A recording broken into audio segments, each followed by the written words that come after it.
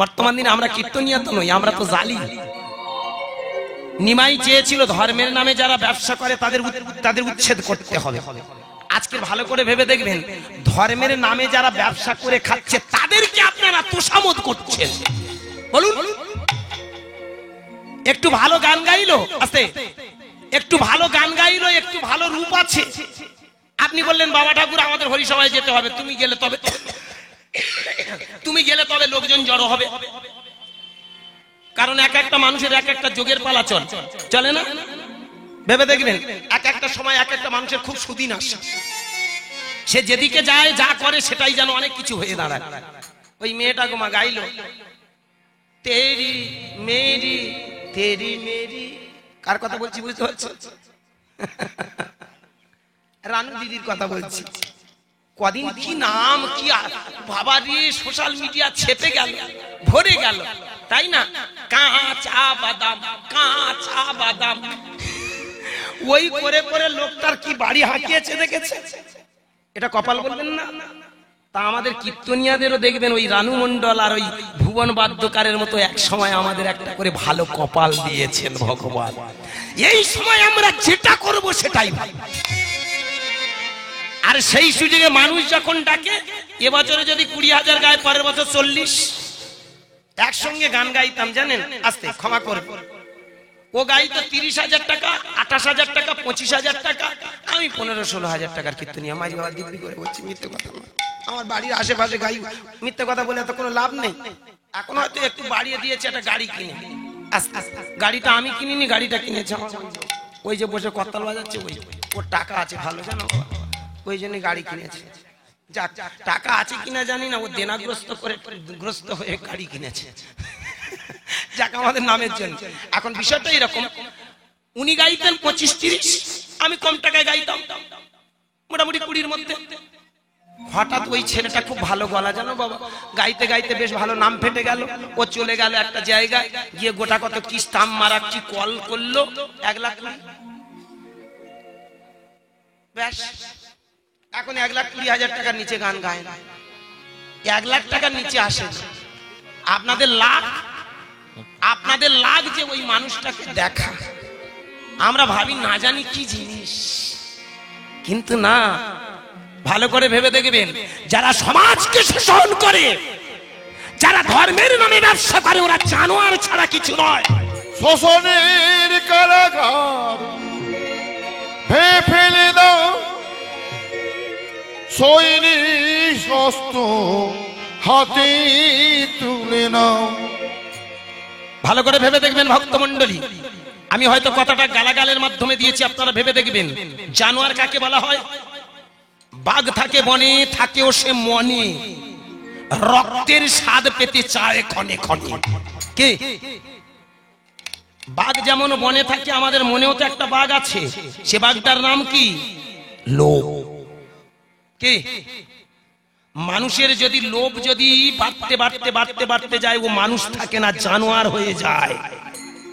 আজকে ভালো করে ভেবে দেখবেন, আমরা কীর্তনিয়ারা হরিবাসরে দাঁড়িয়ে দাঁড়িয়ে মানুষের কত কত মিষ্টি মিষ্টি করে বলি, ও মা লোভ করো না মা, লোভ মানুষের ক্ষতি করে। বাবা অহংকার করো না, অহংকার মানুষের ধ্বংস করে দেয়। আপনি একটা বড় কীর্তনিয়ার নাম্বার নিয়ে এখন ফোন করে দেখুন তো, তার সঙ্গে ডাইরেক্ট কথা বলতে পারবেন কি?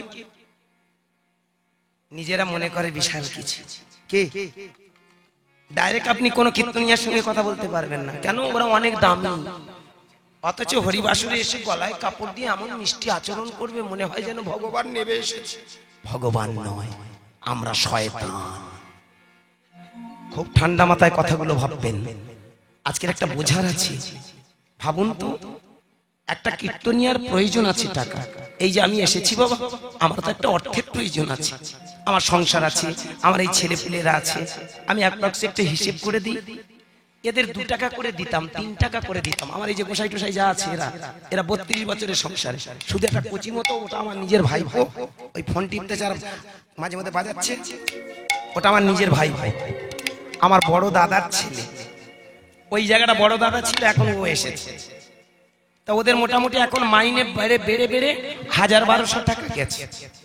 তার 7টা ছেলে, ভালো করে হিসেব করে দেখুন, 8,000 যাক, 9,000 যাক, 10,000 ধরে, বেশি বেশি ধরি, 10,000 টাকা 1 পয়সা বেশি যাবে না। তাহলে 10,000 টাকা ওনাকে যদি দিই, 5,000 বা 7,000 টাকা যদি গাড়ি খরচ হয়, আমি যদি 20-22,000 টাকায় গান গাই, ক টাকা ঝাড়বো? ভালো করে ভাবো। 22,000 টাকায় যদি আমি গান গাই, কমপক্ষে আমার 5,000 টাকা ঝাড়বো। কে কত টাকা মাইনে পান একটু হাত তুলে আমার সঙ্গে আসুন দেখি। 3 ঘন্টায় যদি কেউ 5,000 টাকা ইনকাম করেন, আপনি একটু হ্যান্ডশেক করে যান। আছেন কেউ? নেই? তাহলে আমি ফাঁস। কি তাহলে আমার ভেবে দেখুন কত দামি। 3 ঘন্টায় 5,000 টাকা। এবারে যারা 50-60,000 টাকা নিচ্ছে, ওরা সম্প্রদায়কে কোনোদিন বেশি দিয়েছে? যারা বড় বড় দলে কীর্তন করেন, কোন কীর্তনিয়ার দলে যারা সাহায্যকারী, মানে সম্প্রদায় যারা, একজনা কেউ বলুন তো যে আমি অনেক টাকা পাই? যেটুকু পায় 10 টাকা বেশি দেবে না। 20 টাকা যদি বেশি চায়, বলে তোর মতো বাজি আমি খুঁজে নেব, তোর মতো কর্তালি আমি খুঁজে নেব, তোর মতো হ্যান্স আমি খুঁজে নেব। আমরা এমন জানোয়ার, মানুষকে শোষণ করে আমরা উপর মহলে আছি, অথচ দেখেছেন বৈষ্ণব সেজেছে। এটা বৈষ্ণবের নামে কলঙ্ক নয়? সমাজ, সংসার, রাষ্ট্র, পৃথিবীটা শেষ করেছে আজকের এই ধর্ম যাজকরা। আমি সেইখানে দাঁড়িয়ে বলবো, ভালো করে ভেবে দেখবেন, এই সনাতন ধর্মের সব থেকে বড় কলঙ্ক হলো আজকের তথাকথিত বড় বড় কীর্তনিয়ারা। আজকে ভালো করে ভেবে দেখবেন, সমাজ, সংসার, রাষ্ট্রটা শেষ করেছে সাধুগুরু মহানরা, যাদের জন্য আজ তিল তিল করে সমাজ, দেশ, রাষ্ট্র, পৃথিবী শেষ হয়েছে। একটা মন্ত্রী আর ভালো নেই, একটা উচ্চ পদস্থ অফিসার আর ভালো নেই। লোভের বশবর্তী হয়ে তারা পাগল। রাস্তা দিয়ে যাই তো মাঝে মধ্যে দেখি, ক্ষমা করবেন, YouTube within camera, on the স্টেজে দাঁড়িয়ে কথাটা বলতে হয়তো কষ্ট, কিন্তু দ্বিধা নেই। সবাই নয়, কিছু কিছু পুলিশ আছে সত্যি কথা অমানুষের বাচ্চা, যারা রাস্তাতে দাঁড়িয়ে অনেক সময় দেখেছে, এই দাঁড়াও, কীর্তনের গাড়ি, কোথা বাড়ি, কজন আছো? 7 জন। কোথা বাড়ি? ওই বাড়ি। কিছু একটা ক্লু ধরলো, এই 500 টাকা বের করো। কেন স্যার? তোমরা জোরে গাড়ি চালিয়েছো। হায় হায়, আমি চোখের সামনে দেখেছি কলকাতার বুকে এমন এমন কিছু কিছু পুলিশ আছে, তারা আমাদের এই কীর্তনিয়া ভিখারির বাচ্চাদেরও ছাড়েনি। 500-700-1000 টাকা করে তারা আমাদের কাছ থেকে নিয়েছে। আবার অনেক দামি পুলিশ আছে গো, দেখেছি কলকাতার বুকে এমনও অনেক পুলিশ আছেন যাদেরকে আমি শতকোটি প্রণাম জানাই। আমাদের এসে বলে, হরে কৃষ্ণ, খুব ভালো বাবা, সাবধানে গাড়ি চালিয়ে যাবে, একটু মেনটেন্স করে যাবে বাবা, ভগবানের পথে থাকো, ভগবান তোমার মঙ্গল করবেন, মানুষকে ভালো করে একটু চেতনা ফিরিয়ে দাও। জানেন, রাত তখন 2-2:30 বাজে। আমি মেদিনীপুরের একটা হরিসভায় গান করতে গিয়েছিলাম, বলতে দ্বিধা নেই, খেজুরিতে গান করতে গিয়েছিলাম, ঝাটিহারি বলে একটা জায়গা। গান করতে গিয়ে ভুল পথে চলে গেছি। একটা পুলিশ আমাকে ধরে বলল, শোনো বাবা, একটা কথা আমি তোমাকে বলি, এই রাত্রে তুমি যেদিকে যাচ্ছ রাস্তাটা ভালো না, ওদিকে অনেক ক্ষতি খারাপ হয়ে গেছে, ওই দিকে নো এন্ট্রি দেওয়া আছে, গাড়ি যাবে না, তোমাদেরকে ধরে অ্যাটাক করবে, চলে যাও। বিশ্বাস করুন, সেই মানুষটার চরণে প্রণাম জানাই। আমাকে বলছে, গুরুদাস বাবু, তোমার গান আমি ইউটিউবে শুনেছি গো, আর চোখে দেখলাম, বড় ভালো লাগলো। আমাকে দেখে বলছে, বাবা ওই দিকে যেও না, ওই দিকে চলে যাও।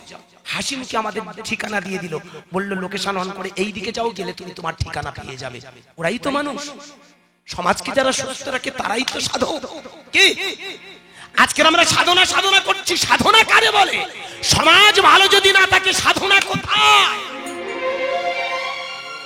আজকে ভক্তমণ্ডলী, ভক্তিমতী মায়েরা ভেবে দেখবেন, নদিয়ার চাঁদ নিমাই সেটাই চেয়েছিল। ভেবে দেখেছেন কোনদিন? আজকে আমরা সেই নিমাই চাঁদের নাম করে কোন জায়গায় দাঁড় করিয়েছি সমাজ? জানেন, আমার বুকে বড় ব্যথা হয়। অনেক হরিবাসনের বাবা মা আছেন যারা কত কষ্ট করে হরিসভা চালান। অনেক মা আছে আমি দেখেছি যারা আঁচল পেতে গিয়ে মানুষের দরবারে ভিক্ষা চায়, দাও না বাবা কিছু ভিক্ষা, আমাদের হরিসভাটা বাঁচবে। সারা মাস সারা বছর গ্রামে গ্রামে দাঁড়ে দাঁড়ে ভিক্ষা করে টাকাগুলো নিয়ে আসে, 2 টাকা 5 টাকা 10 টাকা যে যা পারে দেয়, সেই টাকা নিয়ে একটা হরিবাসর করছে। আমরা এমন জানোয়ার, 3 ঘন্টায় সেই টাকাগুলো শেষ করে দিই। মনে রাখবেন ভক্তমণ্ডলী, আপনারাই যাদেরকে দাঁত বড় করেছেন, আমি বেশি নয় আপনাদের কাছে অনুরোধ করে যাব, এইভাবে যদি চলে তাহলে কোনোদিন কীর্তন বা হরিসভা চলবে না। আগামী 10 বছরের মধ্যে দেখবেন হরিসভাগুলো বিনষ্ট হয়ে যাবে। আমি অনুরোধ করব আপনারা যে জানোয়ারগুলোর দাঁত বাড়িয়েছেন দাঁতগুলো ভেঙে দিন। 5টা বছর টাকা বন্ধ করে দিন। মা কালীর দিব্যি হরিবাসরে দাঁড়িয়ে বলছি, ও শালাগার যদি না ফুটপাতে গিয়ে কুত্তার হাল হয়ে যায়, আমি কি বলেছি? টাকার মারফত ওদের আমি মালা ধরিয়ে ছাড়বো। চ্যালেঞ্জ, আপনারা যদি সবাই মিলে আমার দলবদ্ধ হয়ে আমার সামনে এসে দাঁড়ান। হ্যাঁ বাবা, আমি চাইবো সমাজ সংসার ভালো থাক, অর্থ নাও দুঃখ নেই। অর্থ মানে এই নয় সমাজকে, সমাজের রক্ত শোষণ করে মানুষের গলা টিপে তুমি একটা হরিবাসর থেকে এত এত টাকা নিয়ে চলে যাবে। আমি সেইখানে দাঁড়িয়ে পা দুটো জড়িয়ে ধরে বলবো, আপনারাই সচেতন হন। এটা আমার কথা নয়, এটা আমার নিমাই চাঁদের কথা। নিতাই গৌর ব্রহ্মানন্দে হরি বল হরি বল হরি বল হরি বল। নিমাই চাঁদ বলে গেলেন, তারাই বৈষ্ণব যাদের ভিতরে লোভটাকে সংযম করেছে। কি বাবা, আজকের ভালো করে ভেবে দেখবেন, আজকের একটু ভালো করে ভেবে দেখবেন বৈষ্ণবটা কিভাবে হয়। এইবার মিলিয়ে নিন। এই জন্য নিমাই চাঁদ বললেন, বৈষ্ণব তখনই সৃষ্টি হয়ে যাবে যখন তুমি অনর্গল হরি নামের মাঝে ডুব দেবে। এই অনর্গল যখন অনর্গল যখন কৃষ্ণ নাম করবে, হরি নাম করবে, তখনই দেখবে তোমার ভিতরে জেগে উঠবে চৈতন্যের প্রকাশ।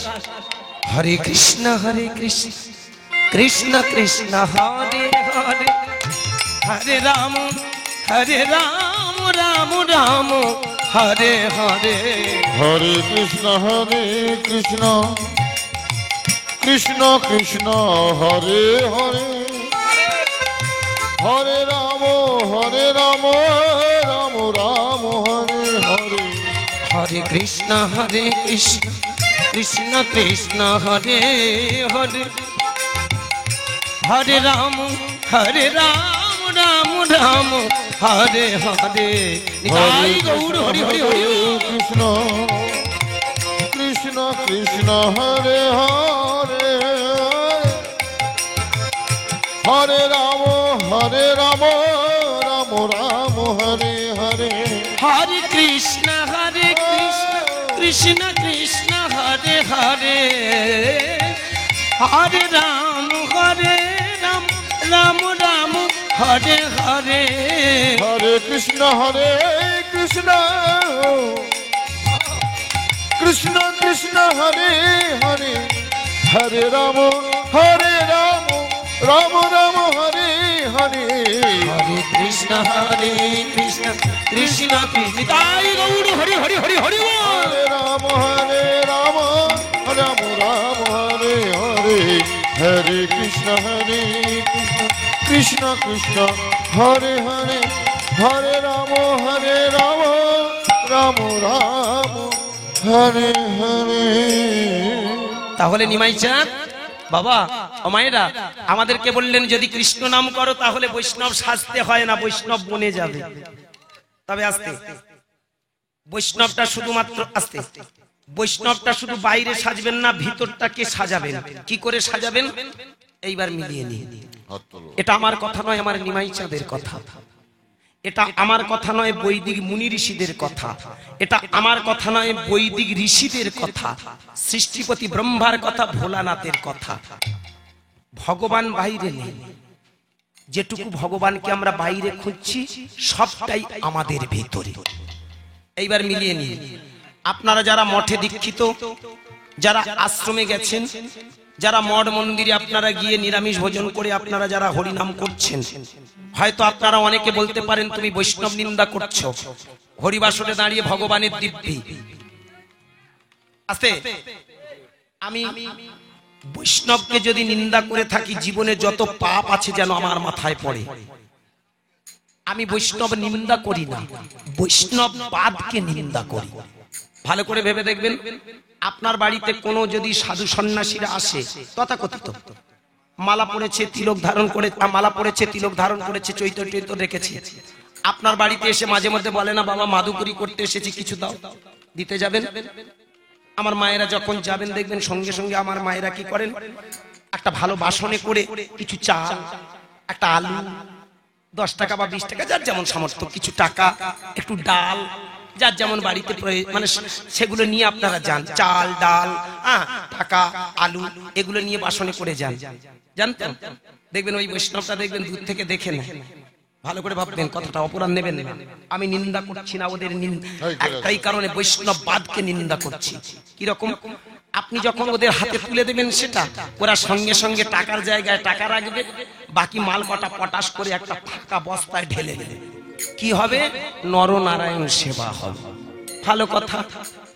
এইবার শুধু আপনি একবার মুখের কথা বলুন তো, বাবা এই দুপুর বেলা বা এই অসময়ে আপনি এসেছেন আমার বাড়িতে, কিছু আমি রান্না করেছি, নিরামিষ খাবার দুটো খেয়ে যান, ব্যাস আসল রূপটা ফুটে উঠবে। সঙ্গে সঙ্গে জিভটা বের করে এমন ভান করবে মনে হয় যেন অনেক কিছু, অনেক ব্যাপার। কেন? তখনই বলবে, না বাবা আমাদের বৈষ্ণব মন্ত্রে দীক্ষা নেওয়া আছে, যার তার হাতের খাওয়া চলবে।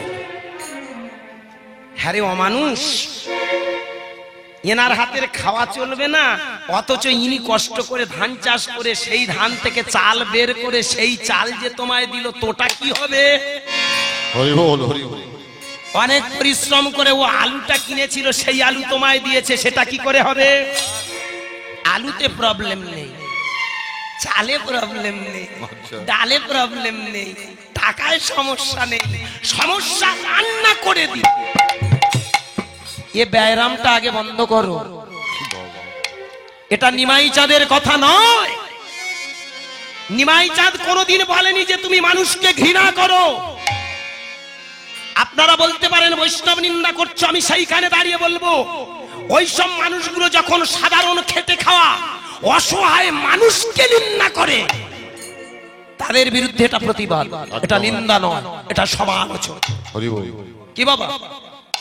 আজকের পা দুটো জড়িয়ে ধরে বলবো, নিমাই চাঁদ সেই জন্য বললেন বৈষ্ণব হওয়ার জন্য বাহ্যাচারণ নয়, ওটা তো ক্ষণিকের সেজেছ মন তৈরি করার জন্য, কিন্তু আরো যে একটা গভীর কৌশল আছে সেটা কিন্তু নিমাই বলে গিয়েছিল, আমরা আর কেউ সেটা বুঝিনি। নিমাই যেটা বলে গেছে সেটা আজ বিকৃত। এই জন্য আমরা হরিনাম তলায় নামে হরিনাম শুনতে আসি, কিন্তু হরিনামের আসল অর্থ বুঝি না। কিরকম? ভালো করে ভেবে দেখবেন, আমি আপনাদের চরণে নিবেদন করছি, ভেবে দেখুন। নিমাই বলে গেলেন হরিনামটাকে কৌশল কর। কিরকম? ব্রহ্মা বিষ্ণু মহেশ্বর মুনি ঋষি সত্যদ্রষ্টারা এই পথের পথগামী হয়ে তারা দেখিয়ে দিয়েছিল ভগবান বাইরে নয়, ভগবানটা আমাদের মাঝখানে। কিরকম? এইবার আস্তে আস্তে কৌশলটা বলি, মন দিয়ে শুনবেন। আস্তে মন্দির বাইরে নয়, মন যার দ্বারস্থ তার নাম মন্দির।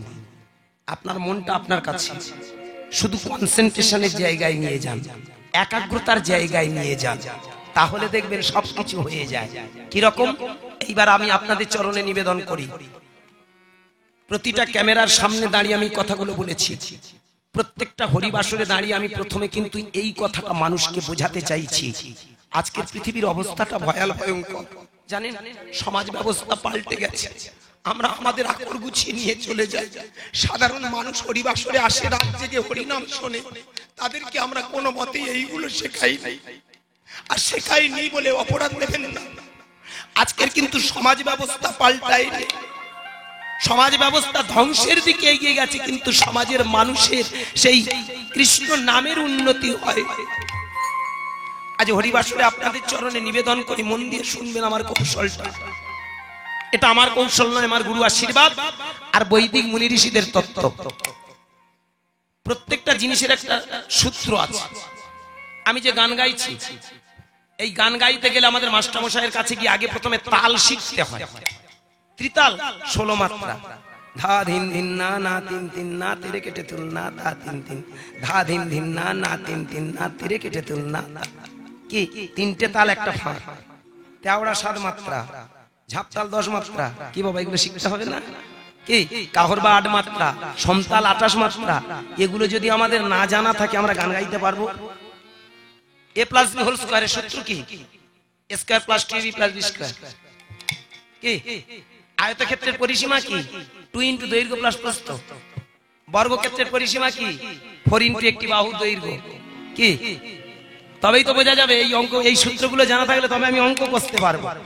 সব জীবনে দেখবেন সবটার পিছনে একটা অঙ্ক আছে। তাহলে হরিনাম করতে গেলে আমাদের তো একটা প্রসেস চাই। আজকের এই হরিবাসরে আপনারা যেহেতু রাত জেগে বসে আছেন, বেলা বাজে 11টা, 11:30, আস্তে এত রাতে এতগুলো লোক বসে থাকবে আমি স্বপ্নেও ভাবি। কারণ এখনকার দিনে যা হরিনামের অবস্থা, তাতে করে বেশি রাত আর কেউ জাগেন না। রাত 10টার পরে 10 গাছা লোক খুঁজে পাওয়া যায়।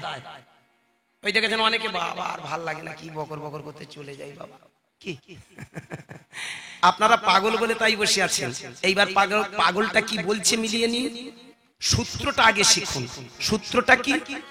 হরিনাম করতে গেলে প্রথম সূত্র হলো আগে প্রথমে নিরালা নিরিবিলিতে একটু বসবেন। কথাটা আমি বলছি, এটা আমার গুরু আশীর্বাদ, আমি থিওরি প্র্যাকটিক্যাল রিসার্চ করে কথাটা বলি। বৃন্দাবনের তাবড় অনেক মহারাজজিরা ফোন করে বলছে, গুরুদাস বাবু তুমি কি প্রসাদ ভোজি? আমি ওনাদেরকে একটাই কথা বলেছি, না বাবা আমি সংসার। সত্যি কথা যেটা, আমি বাবাকে হারিয়েছি। এই বছর 5-6 হলো, 6-7 বছর হলো বাবা মারা গেছে, মা বেঁচে আছে। আমি সংসারী মানুষ, 32-এ বিয়ে করেছি, এখন আমার 42 বছর বয়স। আমার দুটোই ছোট বাচ্চা, একটা 10, একটা 7 বছর আর একটা 3 বছর। আমি সংসারী মানুষ, বিশ্বাস করুন আমি সংসারের বাইরে কিছু নই, সবকিছুর মাঝখান থেকে এগিয়ে যাই। আমি বারবো তো এত কিছু করতে পারি না, করতে জানি না বাবা। কিন্তু যেটা আমি করছি দেখুন তো, আপনারা যারা মঠ মন্দিরে গেছেন, আস্তে যারা আশ্রমে আশ্রমে ঘুরেছেন, যারা ভালো গুরুর কাছে গেছেন, দেখুন তো আমার প্রসেসটা মিলছে কিনা। কিরকম? বাড়িতে যখন ঘুমাতে যাবেন, এই যে আপনারা গান হয়ে গেল, আপনি ঘুমাতে যখন যাবেন, ঘুমানোর আগে আস্তে আস্তে বিছানায় বসুন। কৌশলটা আমি প্রত্যেকটা হরিসভায় বলি, আজকেও আপনাদেরকে আমি জানিয়ে দিয়ে যাচ্ছি। ফলো করেছেন যারা ইউটিউব তারা বুঝেছেন, কিন্তু যারা ফলো করেননি আপনারা মন দিয়ে শুনে নিন। এবং আজকের আমি যে সামনাসামনি আছে, যেখানে ত্রুটি হবে আপনারা আমাকে বলবেন, আমি বলে দেব ডিটেলস। কিরকম? ঘুমাতে যখন যাবেন ওই সময়টা আপনি একটু আডুম বাডুম হয়ে বসুন। এই যেমন আমার ঠাকুর বসেছেন, হ্যাঁ বাবা এইরকম বসবেন। হ্যাঁ গো মা, ওই যে বসেছেন অমনি করে বসবেন, অমনি আডুম বাডুম হয়ে বসবেন। যত বসা ঠিক হবে তত একাগ্রতা তৈরি হবে। Concentration is best of policy. একাগ্রতাটাই কিন্তু শ্রেষ্ঠ পথ। আপনি যখনই বসবেন দেখবেন আপনার মনের একাগ্রতা তৈরি হয়। যেমন বাচ্চারা যদি পা এলিয়ে বসে, আমরা বকা দিই না, কি পড়তে বসেছে, পা যদি এমনি একটু মেলে দেয় আমরা বকে দিই। এটা আজকেকার কথা নয় তো, সেই বৈদিক মুনি ঋষিদের থেকে সৃষ্টি। আজকের ভাবুন, তাহলে কি বললাম? আডুম বাডুম হয়ে বসবেন। কোথায়? বিছানার উপর। এইবার বিছানায় বসে আপনি মনে মনে ভাববেন, আমি শুদ্ধ, আমি নির্মল। কারণ আমাদের একটা ব্যায়াম আছে। আমরা অনেকে মনে মনে ভাবি ভাত খাওয়া কাপড়ে হরিনাম করতে নেই। এই কাপড় একটু আগে প্রস্রাব করে এসেছি বাবা, এই কাপড়ে প্রস্রাব, এই কাপড়ে বসে হরিনাম করতে নেই। আমি বলবো এই ব্যায়ামটা আগে মাথা থেকে সরান। কেন বলুন তো? এটা একটা সাইকোলজিক্যাল প্রবলেম, এটা একটা মেন্টাল ডিজিজ, একটা মানসিক ব্যাধি। আপনি ভালো করে ভাববেন, আজকের এত কাপড় জামা ছাড়ছেন, কিন্তু এমন একটা দিন আসবে যেদিন আপনি কপর্দক শূন্য হয়ে যাবেন, চলতে ফিরতে পারবেন না। সেদিন কিন্তু মনে হবে কাপড় কে ছাড়বে? ওই কাপড়ে প্রস্রাব হবে, ওই কাপড়ে পায়খানা হবে, তাহলে আপনি হরিনাম করবেন না? আমি হাতে ধরে পায়ে ধরে বলে যাই বাবা, আপনারা মন থেকে এই যে কু অভ্যাস গুলো ত্যাগ করুন। আপনি মনে মনে ভাববেন যে আমি স্বচ্ছ, আমি শুদ্ধ, আমি পবিত্র।